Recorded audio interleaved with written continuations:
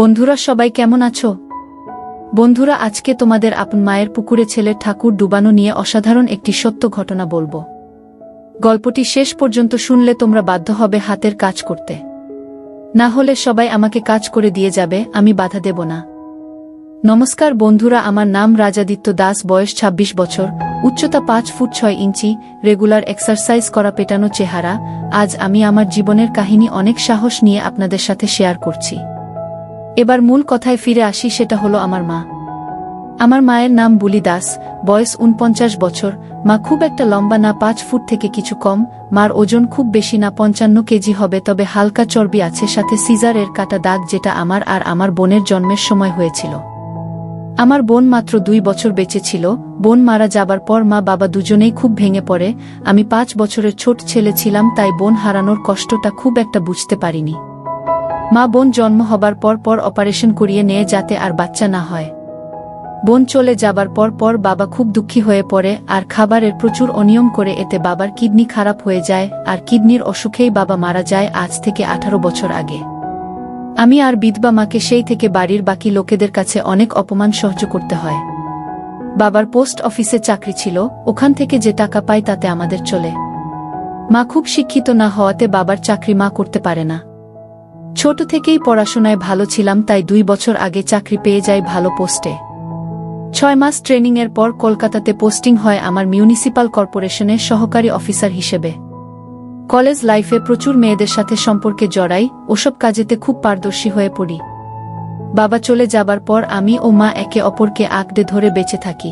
বাড়ির বাকি লোকেদের অন্যায় ব্যবহারের পর ও আমার বিধবা মা নিজের মনের জোরে আমাকে ভালোবাসা দিয়ে বড় করে তোলে। আমাদের ভাগে ২টি রুম, সাথে রান্নাঘর ও বাথরুম। ছোটবেলায় মার সাথে ঘুমাতাম, কিন্তু মাধ্যমিক পরীক্ষার পর আলাদা ঘরে ঘুমাতে চাইলে মা মানা করে, তাই অন্য ঘরে পড়াশোনা করে রাতে মার সাথেই ঘুমাতাম। কলেজে পড়ার সময় পড়া ছাড়াও ওসব নিয়ে খুব ভাবতাম, আর বাড়িতে লুকিয়ে লুকিয়ে ভিডিও দেখতাম আর বাথরুমে হাত দিয়ে। মা আমাকে আদর করত সবসময়, আর আমিও মাকে খুব ভালোবাসতাম ও শ্রদ্ধা করতাম, তবে মাকে কখনো অন্য নজরে দেখিনি। মা বাবা চলে যাবার পর ও অন্য কোনো সম্পর্কে জড়ায়নি ও আমাদের মাঝে কোনো তৃতীয় ব্যক্তিকে আনেনি, শুধু আমাকে ভালোবেসে নিজের সব চাহিদাকে বিসর্জন দিয়ে বেঁচে আছে, তাই মার প্রতি আমি খুব শ্রদ্ধাশীল। ২২ বছর বয়সে আমি গ্রাজুয়েশন পাস করে আমি কোচিং-এ ভর্তি হই ও সরকারি চাকরির পরীক্ষার জন্য প্রস্তুতি নিতে শুরু করি, ও ধীরে ধীরে বান্ধবীদের সাথে যে ওসব কাজ করতাম সেটা আস্তে আস্তে বন্ধ হয়ে যায়, তাই হাত দিয়ে কাজ সারতে থাকি। ইতিমধ্যে মার সুগার ধরা পড়ে, তাই মার যত্ন ও পড়াশোনা নিয়ে খুব ব্যস্ত হয়ে পড়ি, কারণ একটা ভালো চাকরি পেয়ে মার মুখে হাসি ফোটানো আমার একমাত্র লক্ষ্য হয়ে দাঁড়ায়। আমার চেষ্টা সফল ও হয়, আমি চাকরি পেয়ে যাই, এতে মার চোখে আনন্দে জল চলে আসে। আমি চাকরির ট্রেনিং এর জন্য বাইরে যাই। ট্রেনিং শেষ হলে কলকাতাতে পোস্টিং পাই। একাই কলকাতা যাবার সিদ্ধান্ত নিই, কারণ আমি ভেবেছিলাম আগে চাকরিতে স্থিত হই, তারপর মাকে নিজের কাছে নিয়ে যাব। মা রাজি না হলেও আমি জোর করে একা কলকাতা চলে আসি, আর এক বেডরুম, বাথরুম আর কিচেনের একটা ফ্ল্যাট ভাড়া নেই।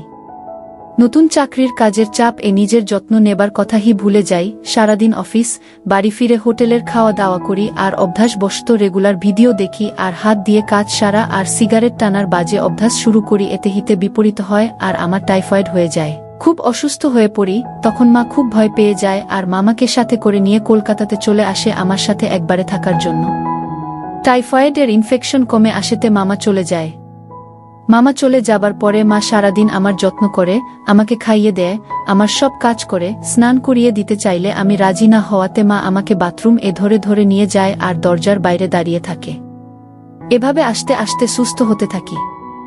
ডাক্তার আরও কিছুদিন বেড রেস্ট নিতে বলে। এদিকে মা থাকাতে অনেকদিন ভিডিও দেখতে পারছি না, তাই ছটফট করছি জ্বালায়। এভাবে হঠাৎ করে একদিন ফোনের নেট ঘাঁটতে ঘাঁটতে একটা গল্পের সাইট খুলি।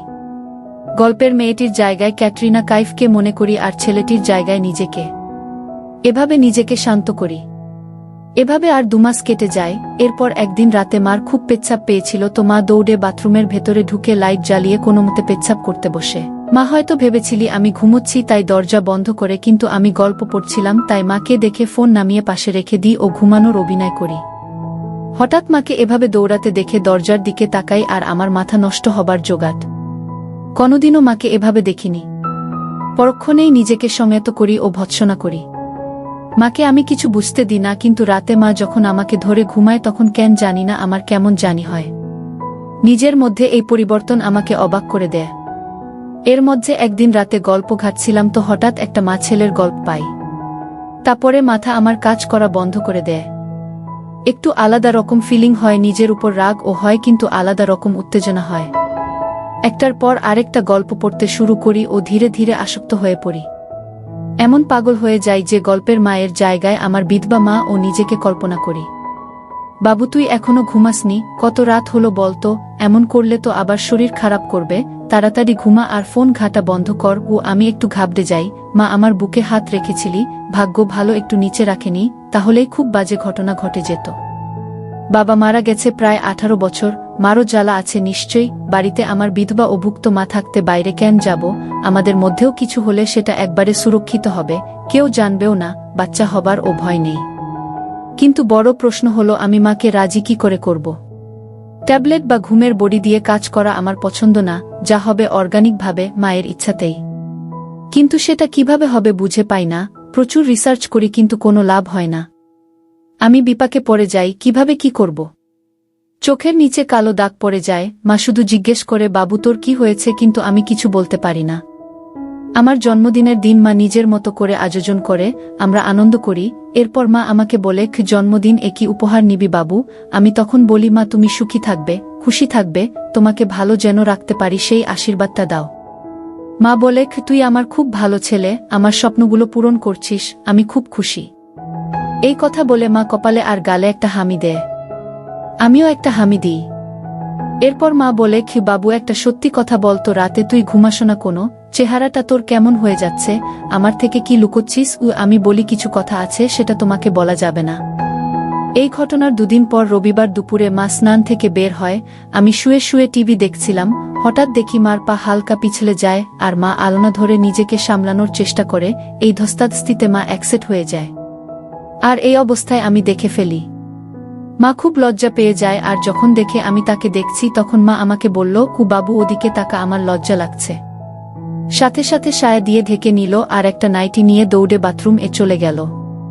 মা অনেকক্ষণ হলো বাথরুম থেকে বের হচ্ছে না দেখে আমি মাকে দেখতে থাকলাম, কিন্তু মা দরজা খুলছে না। অনেক জোরাজোরির পর মা দরজা খুলল, কিন্তু মার মুখ খুব গম্ভীর। আমি মাকে বললাম, কি হলো তোমার মা? উত্তরে মা বলল, বাবু খুব বাজে ব্যাপার ঘটে গেল, এখন আমি তোর সামনে স্বাভাবিকভাবে থাকব। মা আমার হাত ধরে বলল, বাবু তুই আমার সব দেখে ফেলেছিস? উত্তরে আমি একটু ইতস্তত হয়ে বলি, হ্যাঁ মা, সব কিছু দেখে ফেলেছি। মা মাথায় হাত দিল আর বলল, খুব খারাপ হল জিনিসটা। আমি বলি, মা এটা অতটাও বড় ব্যাপার না। তখন মা বলে, কি বলছিস? আমার সব দেখে ফেললি আর বলছিস কোনো ব্যাপার না? উত্তরে বললাম, মা ও তো ভাবছো কেন তুমি? বাইরের কোনো তৃতীয় ব্যক্তি তো তোমাকে দেখেনি, আমি তো তোমারই অংশ। আমি দেখেছি, তুমি নিজের ইচ্ছেতে তো আমাকে সব দেখাওনি, ভুল করে হয়ে গেছে। নিজের ইচ্ছেতে দেখালে আলাদা ব্যাপার ছিল, আর তুমিও তো আমাকে কত অ্যাক্সেট অবস্থায় দেখেছ। তাহলে কি আমি লজ্জা করে বসে থাকবো? ঘরে চলো। এটা শুনেই মা বলছে, বাবু সে তো ছোট থাকতে দেখেছি, এখন তো কত বড় হয়ে গেছিস। আর আরেকটা কথা, নিজের ইচ্ছেতে যদি আমাকে দেখে ফেলতি তখন কি আমাকে খারাপ ভাবতি?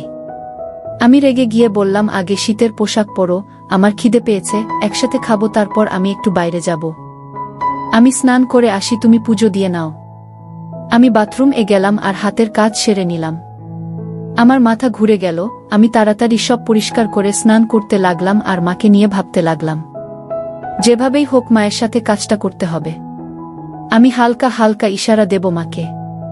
এই ভেবে স্নান করে বেরিয়ে দেখি মা খাবার রেডি করে ডাইনিং এ বসে আছে। আমি চুল আঁচড়ে বডি স্প্রে লাগিয়ে খেতে বসলাম। আর চোখে মাকে দেখছি, মা নিচু হয়ে খাচ্ছে দেখে আমি বললাম, মা কি হয়েছে তোমার? যা হয়েছে সেটা ভুলেও যাও। তো মা বলছে, বাবু আমি ভুলতে পারছি না, খুব লজ্জা লাগছে গু। এই কথা শুনে আমি নিজের রাগ সামলে নিয়ে বলি, মা আমি কি করলে তোমার এই লজ্জা কাটবে তুমি বল। তো মা বলে, আমি কিছু জানি না রে বাবু।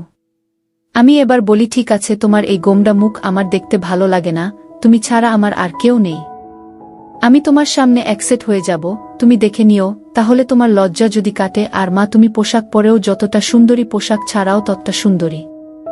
এটা শুনে মা একটু থমকে গেল। তখন আমি মাকে বলি, আমি 8টার দিকে বাড়ি ফিরে আসি, তারপর সব কথা হবে। আমি বেরিয়ে আমার এক বন্ধুর সাথে আড্ডা দিতে যাই, কিন্তু মন লাগছে না, তাই 6টার দিকেই বাড়ি ফিরে আসি। মা আমাকে আসতে দেখে বলে, এত তাড়াতাড়ি চলে এলি যে? আমি বলি তুমি এমন গোমড়া হয়ে বসে থাকবে আর আমি বাইরে আড্ডা দিব সেটা হয় না। আর আকাশ তাও খারাপ করেছে, ঠান্ডা তাও লাগছে ভালোই, তাই চলে এলাম। আমরা একসাথে চা খাই, তারপর মাকে বলি এবার তুমি আমাকে খুলে বলো কি হয়েছে তোমার। তো মা বলে তুই আমার সব দেখলি, তোর বাবা ছাড়া আর কেউ আমাকে দেখেনি, আজ তুই দেখলি, কেমন লাগছে, তোর সামনে আসতে লজ্জা লাগছে, খুব ভালো ছিলাম রে, কোনো অভাব ছিল না, কিন্তু কি জানি কি হচ্ছে।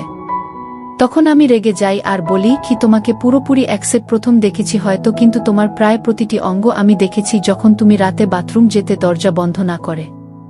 মা এটা শুনে একটু তো হয়ে যায়, এরপর আবার আমি বলি এই মাঝ বয়সেও এত মেইনটেইন করে রেখেছ, পেটের ছেলে দেখেছে তাতেও লজ্জা। আর জিজ্ঞেস করতে না আমি কেন ঘুমাই না, সেটার উত্তর হলো রাতে ঘুম আসে না। ২৬ বছর বয়সে যে জ্বালা হয় সব ছেলে ঠিক তেমন হি জ্বালা আমার, কাউকে বলতে পারি না, তাই ভালোবাসার অভাবে আমার এই অবস্থা। মা তখন বলে নিজেকে সংযত কর, আর অন্য একটি উপায় আছে সেটা কর, একটু আরাম পাবি, কিন্তু শরীরকে এভাবে কষ্ট দিস না বাবা। তখন আমি বলি মা আমার কষ্টের পরিমাণ অনেক, তাই তোমাকেই বললাম, সন্তানের কষ্ট মা ছাড়া আর কেউ বুঝবে না। মা বলে আমি জানি শোনা, একটা কথা বলি, আমিও তো নিজের চাহিদা ভুলে তোর জন্য বেঁচে আছি। তুই নিজে কষ্ট পেলে আমারও কষ্ট হয় বাবা, আমাকে একটু সুখ দে বাবা। আমি তখন বলি তোমাকে সুখী করা আমার একমাত্র উদ্দেশ্য। আজকে রান্না করতে হবে না, বাইরে থেকে খাবার অর্ডার করছি, কাল তো ছুটি, কালকে বাড়িতেই আছি, তাই হালকা খাওয়া যাবে। মা এবার বলে বাবু এটা বুঝিস আমরা মা ছেলের মাঝে আমি কোনোদিনও কাউকে আনিনি, তুই ও আমাকে একটু সুখ দিস তাহলেই হবে। আমি বলি তোমার জন্য আমি সব করতে পারি, যেমন তোমার লজ্জা ভাবটা আগে কাটাই বলে বাথরুম গিয়ে হাত পা ধুই আর সব বাইরের জামাকাপড় ছেড়ে একসেট হয়ে বাইরে বের হই। মা চা খাচ্ছিল, আমাকে এই অবস্থায় দেখে চমকে যায় আর মার হাত থেকে কাপ নিচে পড়ে যায়। মা বলে উঠে বাবু এ কি অবস্থা তোর, কেন এমনটা করলি? আমি ওই অবস্থায় মার সামনে গেলাম আর মাকে বললাম তোমার লজ্জা কাটানোর জন্য আর কোনো উপায় ছিল না, তুমি তো নিজের ইচ্ছেতে সব কিছু দেখাওনি, তাও লজ্জা পাচ্ছ। আমি নিজের ইচ্ছেতে তোমাকে সব দেখলাম, কিন্তু দেখো মা আমার একটু ও লজ্জা করছে না। তোমার লজ্জা আশা করি এবার কেটে যাবে, আমরা একে অপরের পরিপূরক, আমাদের মাঝে কেউ আসবে না, তোমার সব কষ্ট আমি দূর করব, এভাবে মনমরা হয়ে থাকবে আমি সেটা দেখতে পারছিলাম না। মা আমার কথাগুলো শুনছিল আর এক দৃষ্টিতে আমাকে দেখছিল, তারপর মা বলল খুব কাপড় পরে নে, অসভ্য ছেলে, ঠান্ডা লেগে যাবে। আর লজ্জা করব না ঘি বলে দাঁড়ালো আর একটা হামি দিল আর রান্নাঘরে চলে গেল। নিজেকে আয়নাতে একবার দেখলাম আর ভাবলাম চেহারাটা বেশ আমার। আমি এবার পোশাক পরে নিলাম। ইতিমধ্যে খাবার চলে আসলে আমরা তাড়াতাড়ি খেয়ে নিলাম। বাইরে ঝড় বৃষ্টি শুরু হলো, লোডশেডিং হয়ে গেল, আমরা সব ঠিকঠাক বন্ধ করে ইনভার্টার দিয়ে ছোট বাল্ব চালিয়ে শোবার জন্য রেডি হলাম। আমাদের ফ্ল্যাটটা 3rd ফ্লোরে, ওই ফ্লোর আরেকটি ফ্ল্যাটই আছে, কিন্তু ওনারা বাইরে থাকে। আমাদের উপরে টেরাস গার্ডেন। মা শুয়ে পড়ল, আমি বাথরুম গিয়ে মার কথা ভেবে কাজ করতে লাগলাম, কিন্তু মা ডাকাডাকি করাতে ঘরে চলে আসলাম। মা ঘরে আসতেই জিজ্ঞেস করল এতক্ষণ কি করছিলি গু? আমি বললাম পটি করছিলাম। তো মা হঠাৎ বলে উঠল পটি করছিলি না অন্য কিছু করছিলি কে জানে। আমি কিছু বললাম না, জল খেয়ে সোজা বিছানাতে উঠলাম ও কম্বল গায়ে দিয়ে মাকে বললাম মা আরো গল্প করি, নিজেদের সুবিধা অসুবিধা সব বুঝি, কেবল 10টা বাজে, কাল ছুটি, দেরি করে উঠব। মা বলল ঠিক আছে, আজ থেকে আমি তোকে ঘুম পাড়িয়ে দেব গু। আমি বলি মা একটা কথা জিজ্ঞেস করব, লজ্জা পাবে না বা রাগ করবে না? তো মা বলল আমার লজ্জা তুই কাটিয়ে দিয়েছিস, ক্লাস 5-এ পড়তে আমার সামনে লাস্ট অ্যাকসেপ্ট হয়েছিলিস, আজ আবার হলি, আর তুই যদি নিজের মনের সব কথা আমাকে না বলিস তাহলে আমি রেগে যাব আর তার থেকেও বেশি কষ্ট পাব, আর ভাববো আমার ভালোবাসাতে কি কমতি থেকে গেল যে তোর আমি প্রিয় বন্ধু হতে পারলাম না। আমি একটা শুনে বলি তোমাকে কোনো কষ্ট আর পেতে হবে না, তোমার সব চাহিদা আমি পূরণ করব, তুমি চাইলে আমাকে স্নান ও করিয়ে দিতে পারো তোমার যেভাবে খুশি, আমি মানা করব না। এবার বলো তো মা নিজেকে কি করে তুমি সংযত রাখতে, আর কি করতে যেটা আমি করতে পারছি না, প্লিজ বলো। এই কথা শুনে মা বলছে বাবু আমি খুব খুশি হলাম যে তুই নিজের মনের কথাগুলো খুলে বলছিস গু। তখন আমি বললাম মা আমি সবসময় তোমাকে সব বলতে চাই, তবে তুমি যদি অস্বস্তি বোধ কর তাই বলতাম না, আর তুমি যা লজ্জা পাও তাই বলতাম না, তুমি ফ্রি হয়েছ তো আমি আমার সব তোমাকেই উজাট করে দেব, যেমনটা তুমি চাও। আমার বিধবা মা, আমার প্রিয় বন্ধু আছে, আর কাউকে লাগবে না। তারপর বলতে শুরু করলো বাবু তুই এটা ভাবিস না আমাকে শারীরিক কষ্ট পেতে হয়নি, তোর কষ্টের পরিমাণটা হয়তো অনেক, কিন্তু আমার কষ্ট ও কিছু কম ছিল না। অন্য কারো সাথে সম্পর্কে আমি জড়াইনি। তোর মুখ দেখেই নিজেকে সংযত রেখেছি। কখনো কখনো নিজেকে নিজেই ঠান্ডা করতাম, বাস আর কিছু না। জানতাম এটা শরীরের জন্য ঠিক না, কিন্তু আমার আর কিছু করার ছিল না।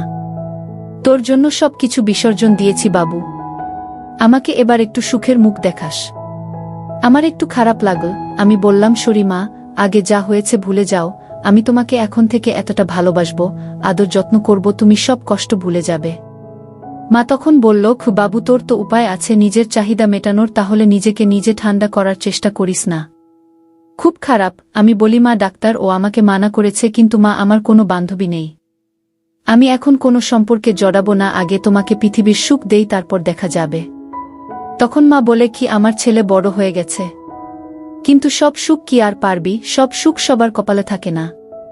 তখন আমি বলি, কি এমন সুখ যেটা তোমার ছেলে তোমাকে দিতে পারবে না মা? তখন মা আমার গালে হাত দিয়ে আমাকে বলে, পারবি না রে বাবু, পারবি না, আমাকে ওই সুখ দিতে পারবি না।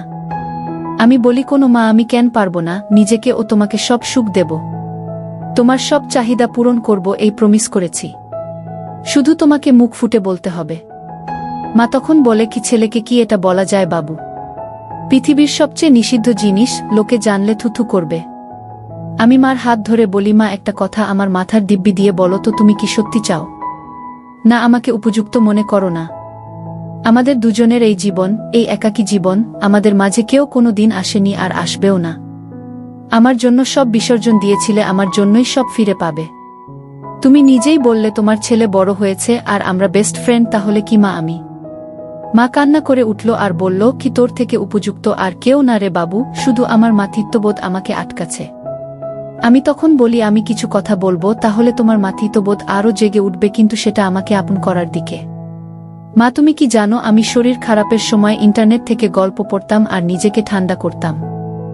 গল্প পড়ে হঠাৎ তোমার আর আমার কথা মনে পড়ে যায় আর খুব গরম হয়ে যায়। মনের চাহিদা তোমাকে পাবার চাহিদাতে পরিবর্তন হয়, কিন্তু কোনো পথ খোলা না থেকে খুব কষ্ট পাই। ডাক্তার দেখায়, সেটা তো তুমি জানোই মা। মা তোমার ছেলে বেড়াজালে জড়িয়ে পড়েছে। আমি খুব কষ্ট পাচ্ছি মা, আমাকে বাঁচাও। তোমাকে লুকিয়ে লুকিয়ে দেখি, তাই সেদিন তুমি খুব লজ্জা পাচ্ছ দেখে আমি নিজেই অ্যাকসেপ্ট হই, সব দেখানোর জন্য। আমি তোমাকে সুখ দিতে চাই, তোমাকে সুখী করতে চাই, ছেলের কর্তব্য পালন করতে চাই। তুমিও আমার কষ্ট দূর করে মায়ের দায়িত্ব পূরণ কর। আমাকে নাও মা। মা তখন বলে, কি তোর মনে এত কিছু ছিল বাবু, তোকে আমি নিরাশ করব না বাবু। আমাকে সুখ দে, তবে বন্ধুর মতো না, যা হবে মা ছেলে হয়েই, আমি মা হয়েই তোর কাছে সব চাই। আয় বাবু কাছে আয় আরও। আমি মাকে আই লাভ ইউ বলে নিয়ে মাকে উঠে বসতে বলি আর লাইট জ্বালিয়ে দিই। মা কিছু বলার আগেই মাকে পা ছুঁয়ে প্রণাম করি আর বলি, এটা আমাকে ছোট থেকে আগলে রাখার জন্য। এরপর যা হবে সব নতুন, সব আলোতে হবে, আর যদি কোনো ভুল ত্রুটি করি তো ক্ষমা করে দিও বলে কাজ শুরু করে দিই।